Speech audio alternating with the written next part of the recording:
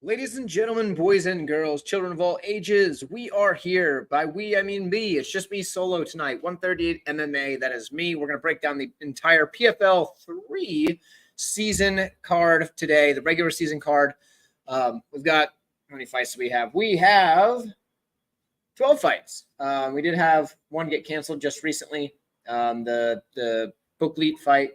I was originally on Bookleet in that one. No surprise there. But here we are, folks. We are live right now. I'm just going to queue up something right quick and make sure everything is going well. Hopefully everybody can hear everything right. There we are. We are set. We are live. We're good. Everybody can hear me. I'm just going to make sure the audio is, yep, everything's good. Okay, so guys, we're going to break down this PFL card. Sorry about that little weird spot there. We're double checking the audio and to make sure everything sounded good. But we've got these fights to go over. I'm going to cover all of them. If anybody in the chat, we can just throw it out whatever you want. We'll have some fun tonight. I won't make this one super long. I'm kind of tired and hungry. I've been here at this gym that you see behind me for a little over 12 hours now. So we're going to get through these fights and we're going to have some fun while we do it. So let's get to it. First fight, we have Thad Jean taking on Romain Debonnet. Now, if you guys remember back in the Bellator time, we've been on Debonnet as an underdog in the past, if I remember correctly. Now, I think it was the Kamara fight, possibly. I think that was the one, the Kamara fight. I believe he was an underdog in that one. And I believe we were on Debonnet. Somebody can go back and check the video to be sure about that. But he did a good job back then. He came through for us, won us some money. That was cool. He's fighting Thad Jean now, who's undefeated, 6-0. I'm going to be honest, this fight is a tricky one for me for a couple of reasons. Biggest reason being we don't know a ton about Thad, right? The guy's only 6-0, like I said. Level of competition has been, he's got a 5-2 win in his last one, a 7-0 win in the one before that. But before that, it's a lot of guys that haven't had many fights, right?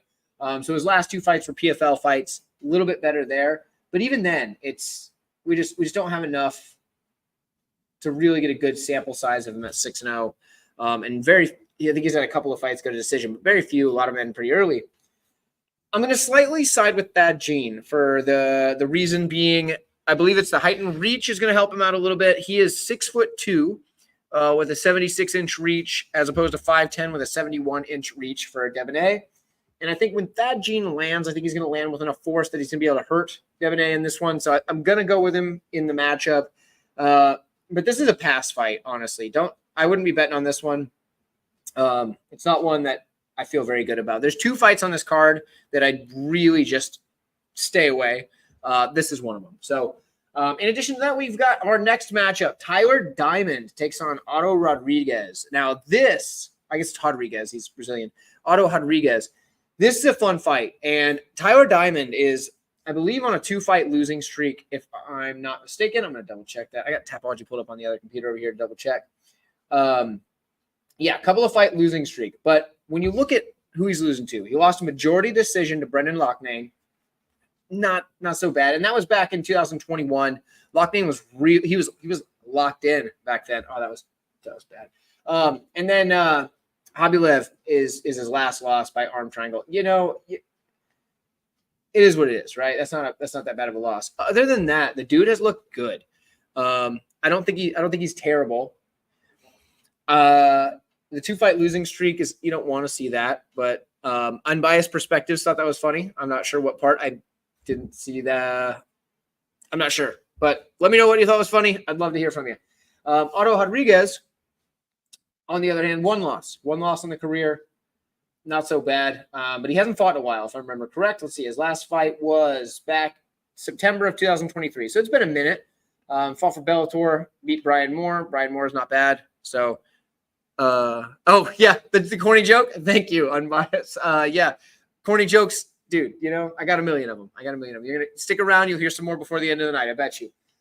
So Rodriguez, like I said,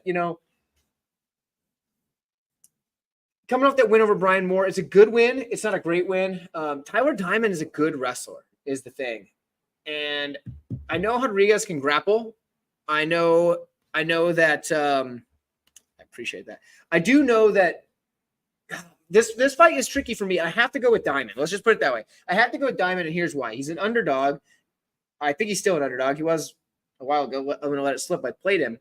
Because if you got Diamond as an underdog against a guy like Rodriguez, who's good, don't get me wrong, Rodriguez is good, but Diamond can smother him on the mat, and I think Rodriguez is going to be willing to look for submissions from his back, and I've got to go with Diamond, especially when you give me an underdog pricing.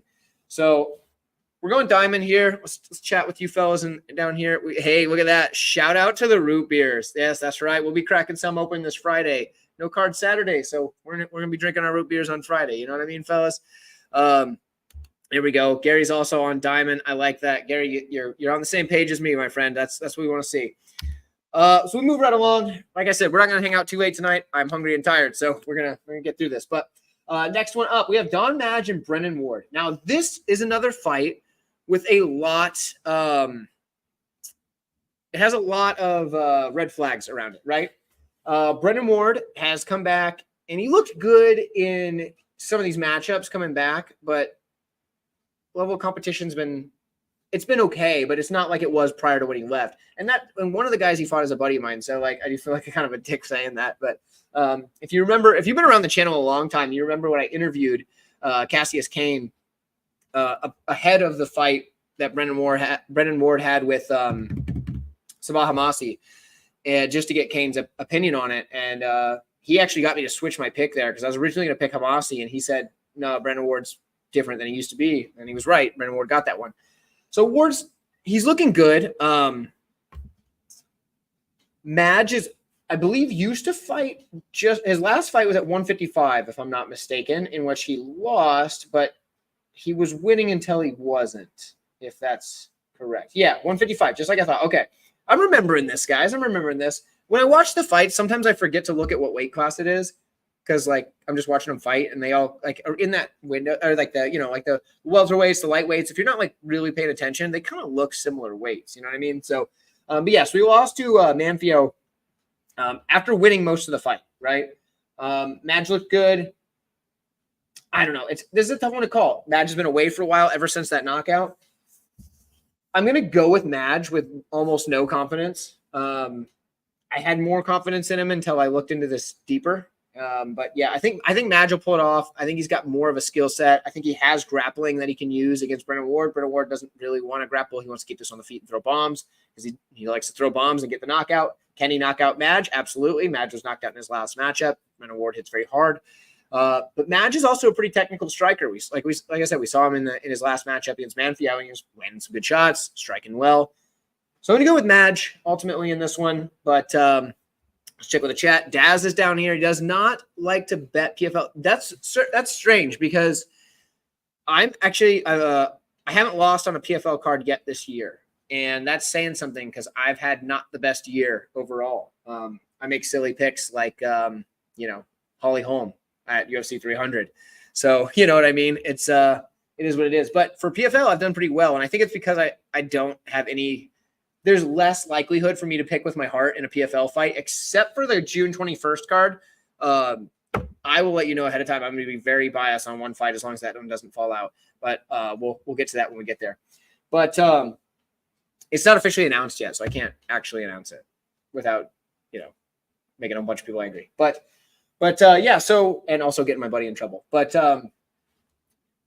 PFL's been good to me this year so far. I probably should bet PFL a little heavier than I bet UFC if I keep winning the PFL. But it is what it is. Gary agrees that's a tricky one.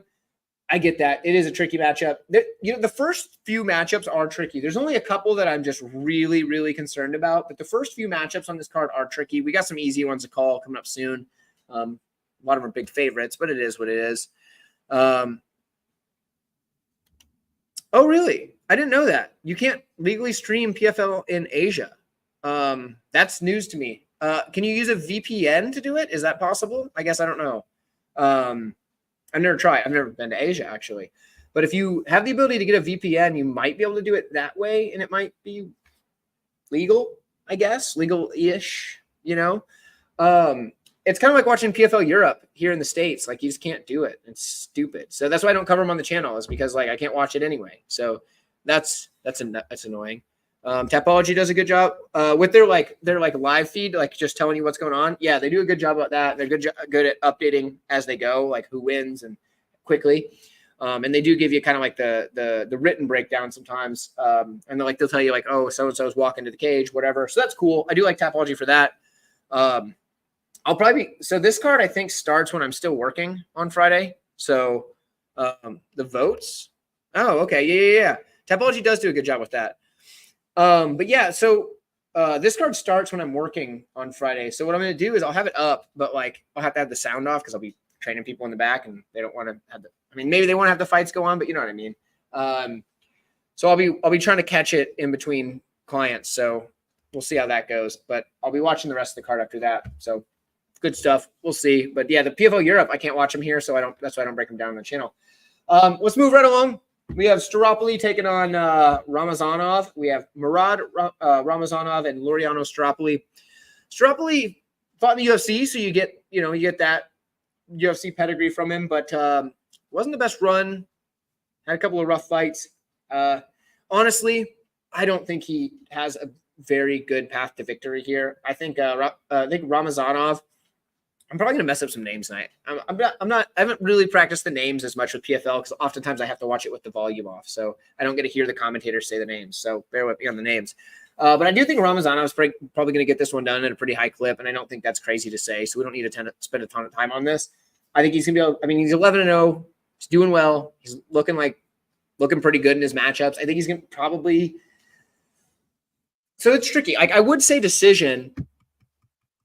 But the thing that makes me go away from that is the PFL format where you're looking to get finishes. So like there is that. And I think this one's part of the tournament.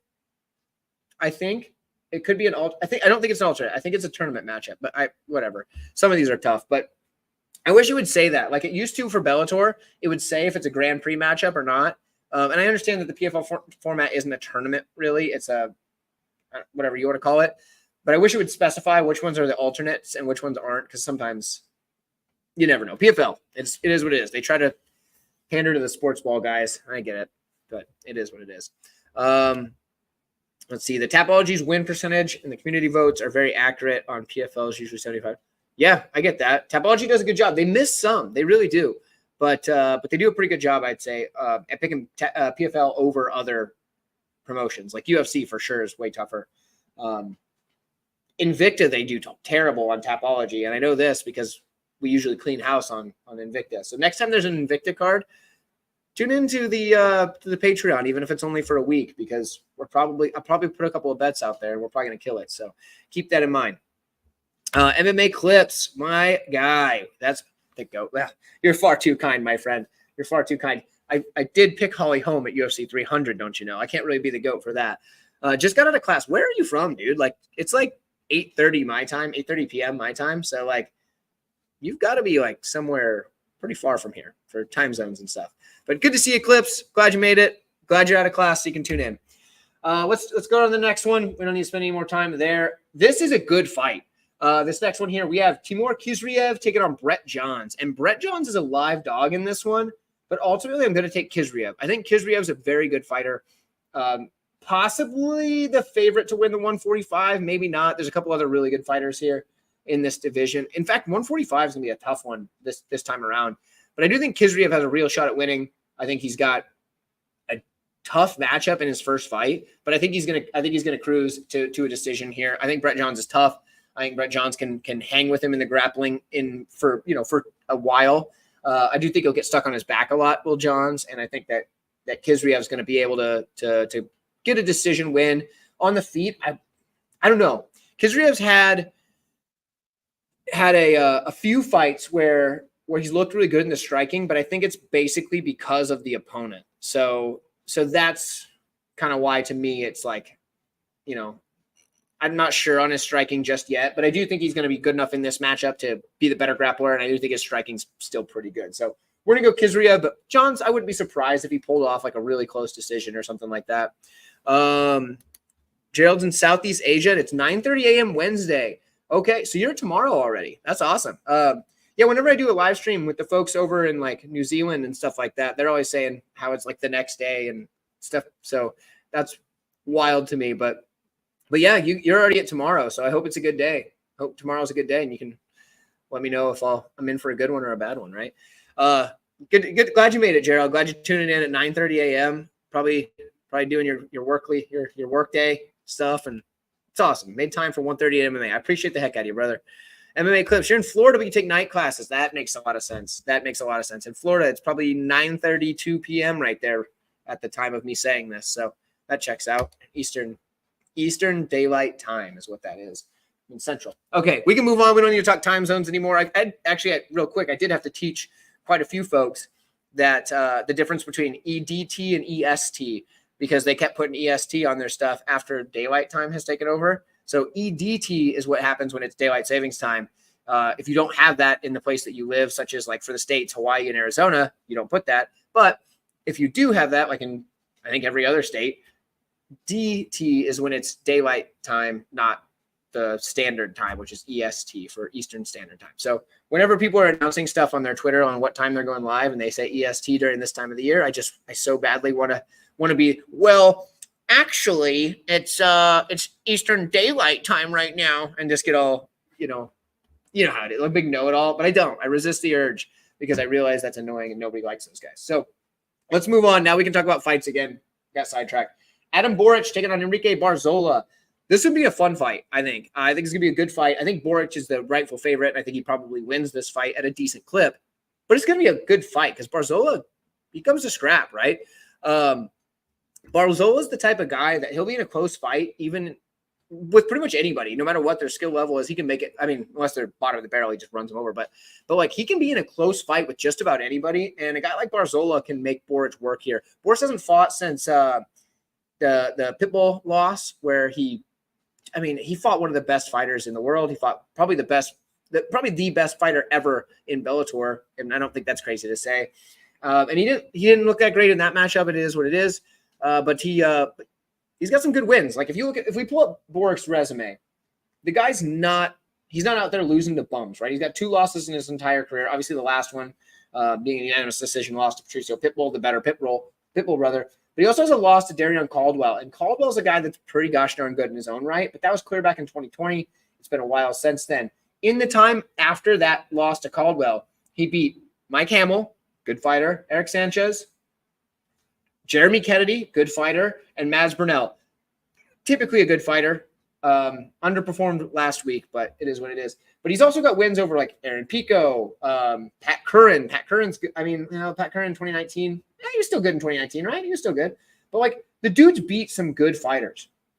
And I think Boric is going to be too much for Barzola. Barzola's a good fighter too. He's going to make it a scrap. It's going to be a fun one.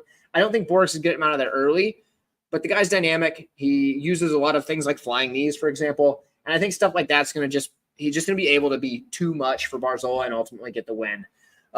Pinky, you made it. You actually saved my butt coming up with that spreadsheet or whatever, your like breakdown of all the fighters' win percentages for like favorites and underdogs in the UFC. I want if I can get some time. Guys, I work like 100-hour work weeks. I'm not kidding when I say that. Last week on Thursday, I set a personal best for most hours worked in a day for me, and it was a 19-hour day. And I'm not like a firefighter or anything where you do 24-hour shifts. That's not what I'm talking about. I just worked for that long straight, like not sleeping during my job. So I work a lot of hours during the week. So sometimes like when I have these really like fun ideas for videos, I don't have time. I need to be able to buy some of my time back. So people like Pinky, because I think of Pinky in the brain because your photo is a brain and your name's Pink Floyd. So that's why I call you Pinky all the time. I don't know if I ever told you that. But so Pinky's a channel member, and those type of things, it's like $2.99, do help me a ton to like maybe buy back a couple of hours to spend making videos. I'm not saying like go sign up as a channel member right now, but if you did, I'd appreciate it. So that's cool. But yeah, Pinky was dreading this week until you remember that there's PFL.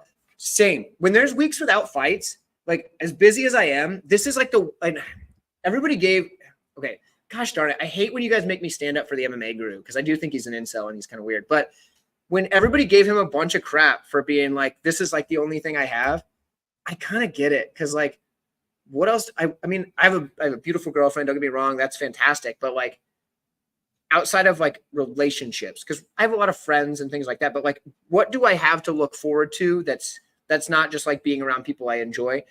It's the fights. That's the one thing. Because otherwise, what do I do the rest of the week? I work. I just work. If I'm not working on YouTube, if I'm not working at the gym behind me, if I'm not doing demolition, I do demolition on the side.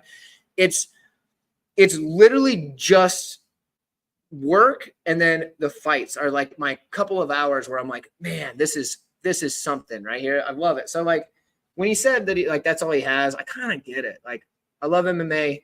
I don't watch TV shows. I don't watch anything. I literally just watch MMA. I don't watch boxing. I don't watch other sports. That's it. So I get it, but maybe not to the same extent because like literally his livelihood depends on it. But at the same time, I understand. So anyway, we can keep chatting, but we got Pinky down here saying that he actually had not thought of that until I started calling him Pinky. You know, that if you were just Pink Floyd and you didn't have the brain for the photo, I probably wouldn't have put Pinky in the brain in there. But, you know, what are we going to do? We're going to take over the world. We're going to try to take over the world, I guess. Carrying on, we got next fight, Bubba Jenkins, Kai Kamaka III. I'm big on Bubba Jenkins in general, and I'm big on him in this matchup. I think Bubba Jenkins, although Kamaka is very tough to take down and hold down because he's a pretty good wrestler and he, you know, strikes pretty good too. I think Bubba Jenkins is going to be able to take him down and out-grapple him. On the feet, I think it's close. I think Bubba Jenkins is okay. I do think Kamaka is probably he might be the more powerful striker. I'm going to say that, but I think Bubba Jenkins is going to be able to implement his grappling. I think he's going to get the win here. Probably, I'm going to say decision, but he might be able to get a sub here, and I won't be too surprised by it. So we're going to go Bubba Jenkins by decision, and I think he does that at a pretty high clip. So we don't need to spend a ton of time breaking down a fight. That seems clear to me, which I don't understand the line, actually. That's surprising. There's a lot of value on Bubba Jenkins at like, what was he, like minus 115 earlier this week, minus 135 when I got him. And I don't know what he's at now, but it's definitely not minus 200, which is where I'd put him. So either way, Goiti Yamauchi taking on Neiman Gracie.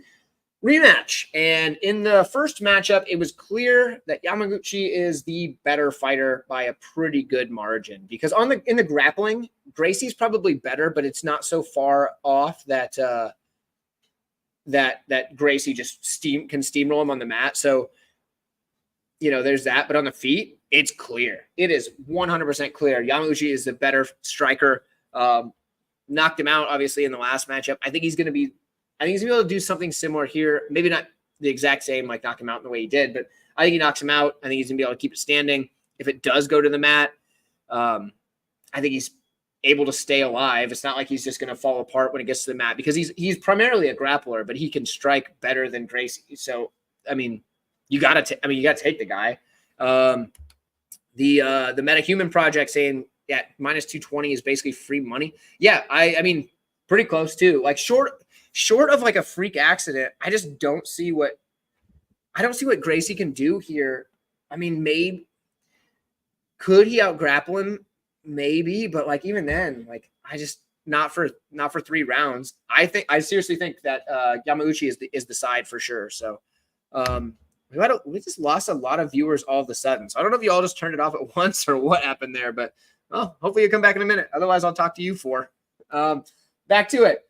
Next matchup, we have Gabriel Alves Braga taking on Justin Gonzalez. This is a tough one to call, and the line doesn't suggest this. So here's the thing. Justin Gonzalez is not the best striker, but this dude can wrestle. He can wrestle very good.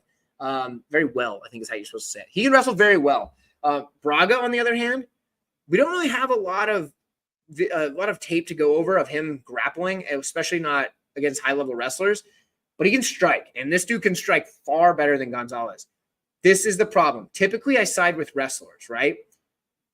But, like, at the same time, lately, it's been tough to get the win if you're just grappling and you're not getting a lot of damage going, right? So I'm picking Braga, but I do understand the value on Gonzalez if he can just get these takedowns early and often in each round, because he is going to be the better wrestler. So I'm going to take Braga, but I'm probably going to this is going to be a watch and see fight because if Braga can stuff a few takedowns from Gonzalez here, we'll know going forward that okay, if he's the better striker, he's probably going to win because Gonzalez is going to be persistent in the wrestling, and I think he's definitely the better wrestler. But I'm taking Braga. But like I said, it's a wait and see fight. This isn't one I feel confident parlaying up Braga, even though he's a pretty decent sized favorite. Because Gonzalez is tough. Dude striking is like, but he can wrestle. So there is that. The MetaHuman Project chiming back in with Goody is probably better MMA grappler than Gracie. Stronger more. Yeah. So yeah, you're probably right there. Yeah, pure jiu-jitsu, I'd say maybe Gracie, but yeah, like you said, the better MMA grappler. You're probably not wrong. Yeah, I think he's better than Gracie. Mostly everywhere. So, like I said, mostly everywhere. Gary, Braga, don't overthink it. Okay, yeah, he might be able to grapple. He might be able to grapple very well. We just haven't seen enough of it for me to feel super good about it. So that's the only issue. I'm not totally sold on it. MMA clips, excited for PFL this week. Dude, every week, right? You know what I mean? Working hard. You got class.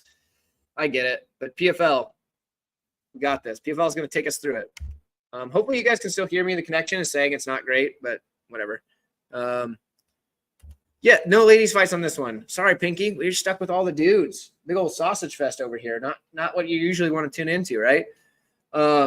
Yeah, we got because with the way PFL does it, which I do like and dislike. I'm gonna make sure the sound is coming through clear. Can you get? Yep. Okay. Yeah, you guys hear me fine. Okay. So anyway, appreciate you, Gary, saying that down there. You hear me fine. Okay, so yeah, the connection's weird. I'm switching internet providers soon, and I don't know if they got word that I'm switching soon because it's all of a sudden been really bad ever since I said I was going to switch. Well, I didn't tell them I was going to switch, but I'm pretty sure they got the memo.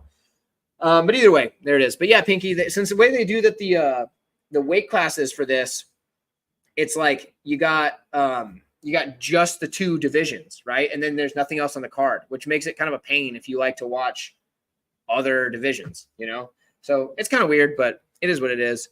Yeah, the image is bad.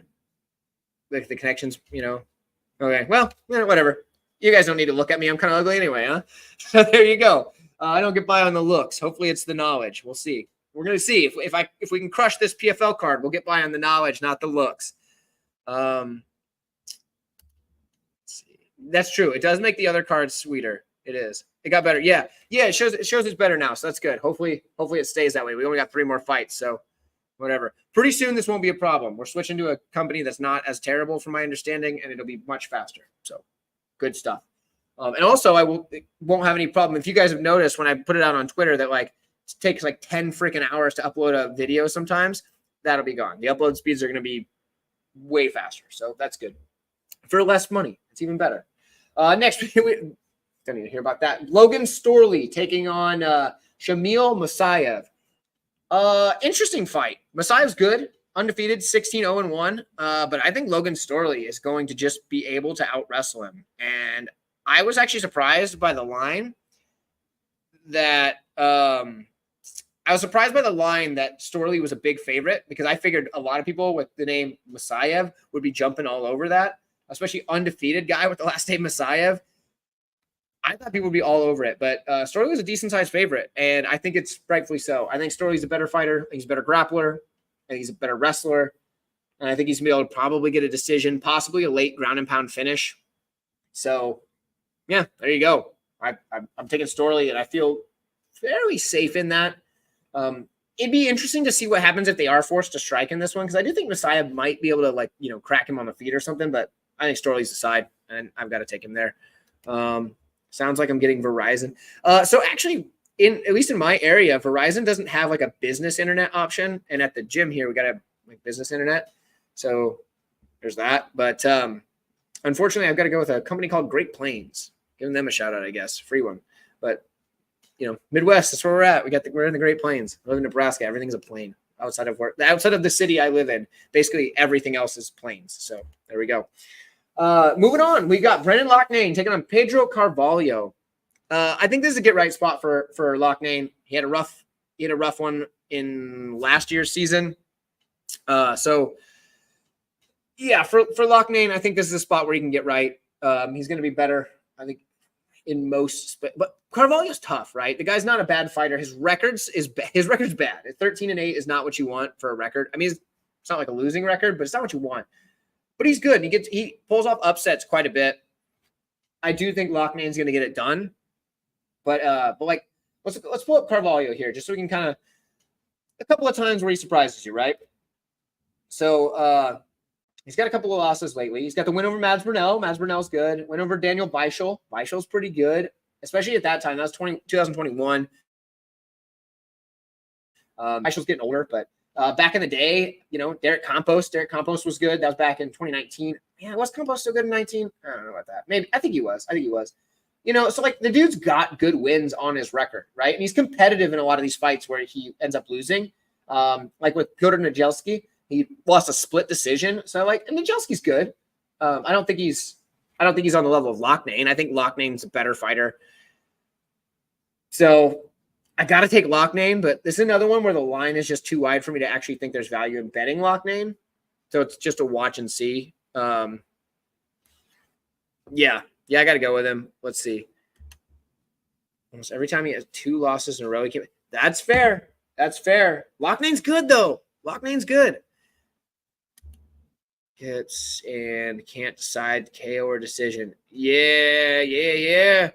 That's the thing. I'm leaning decision, but then again, I'm going to lean to hold on. Let's see. Who are the guys that are knocking out Carvalho? Obviously, Pico did. That was his last fight. There's no shame in that. JJ Wilson did. And then Patricio Pitbull, which no shame in that.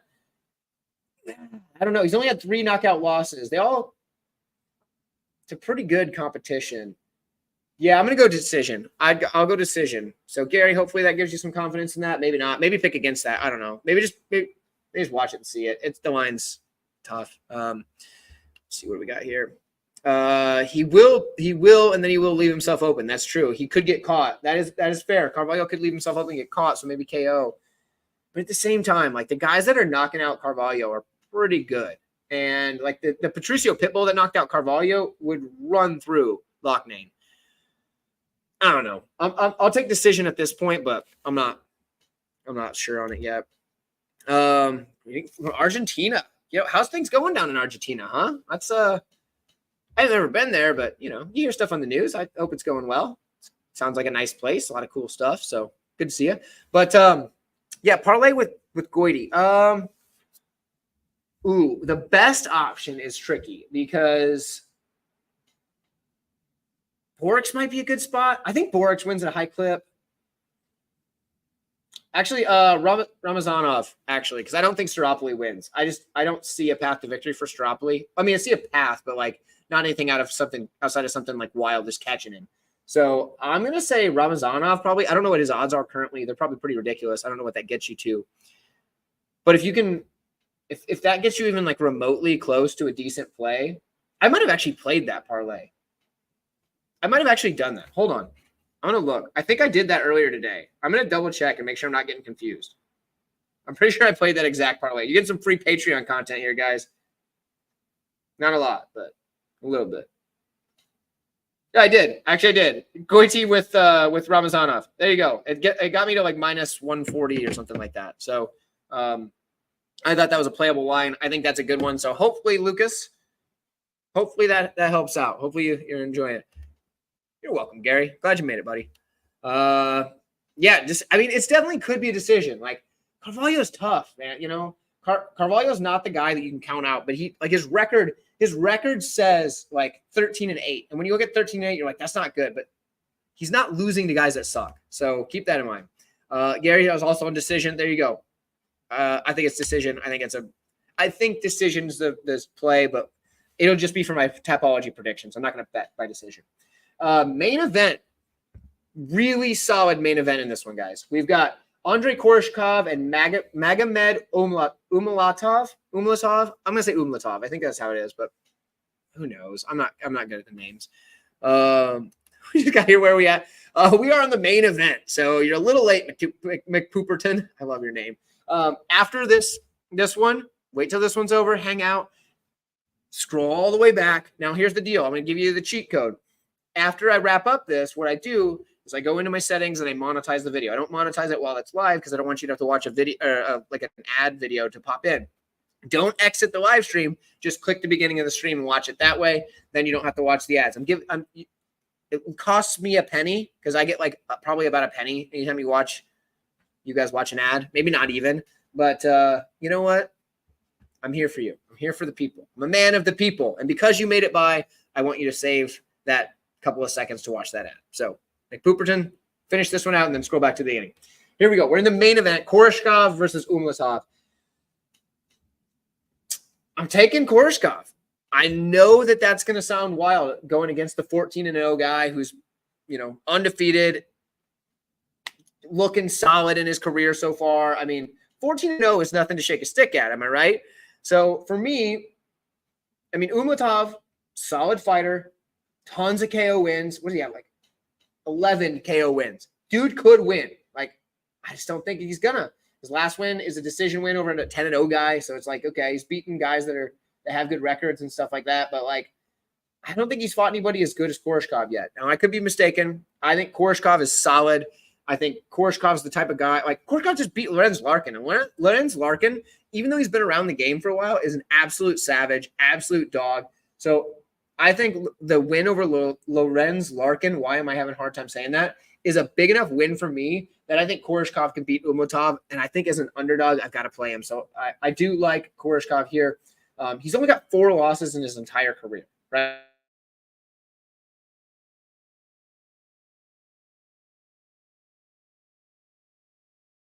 Dude's 27 in 2019.